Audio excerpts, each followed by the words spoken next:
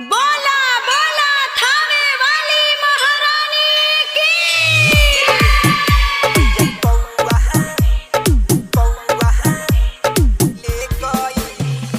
DJ Manish Raxaul.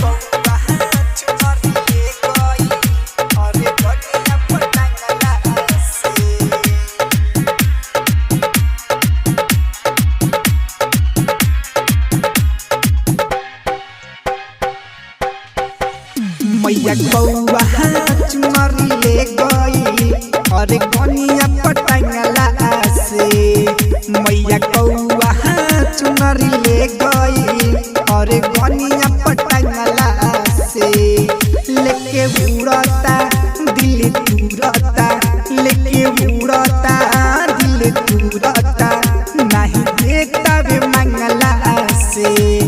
मैया कौआ चुनरी ले गई अरे कनिया पटंगला से।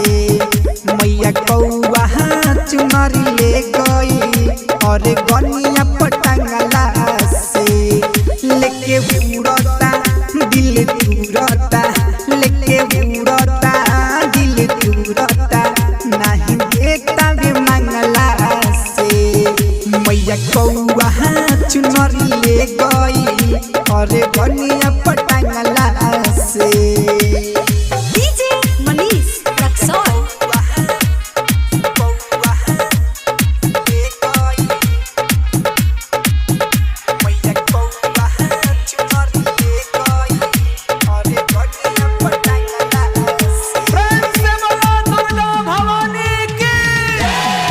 लगे न मनवा बपर बनवा सस्ता में पड़ल हो।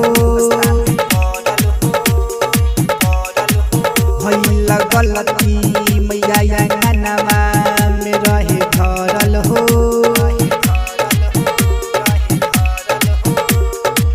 रौबे बुहा जो खातिर सैया जी ले अइले बंगला से, अजी बंगला से। लगे न मनवा बपर बनवा सस्ता में पड़ल हो। भइल गलती मैया अंगनवा में रहे धरल हो।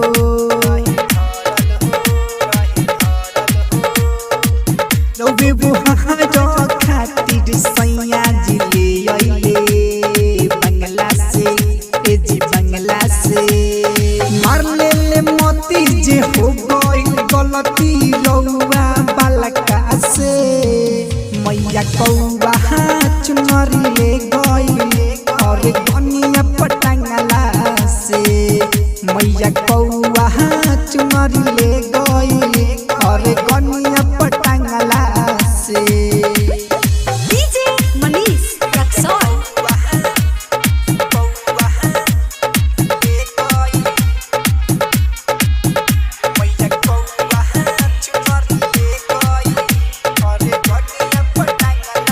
बोला बोला मायामी वाली की। रही सपनवा हे मैया दे दया से हो। अब कहियो न होई गलती मैया नमी से हो।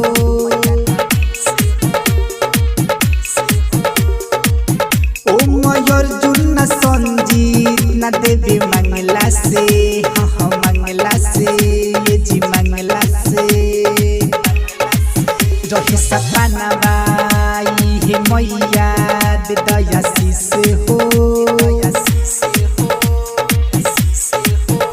अब कहियो होई न गलती न करमी से हो।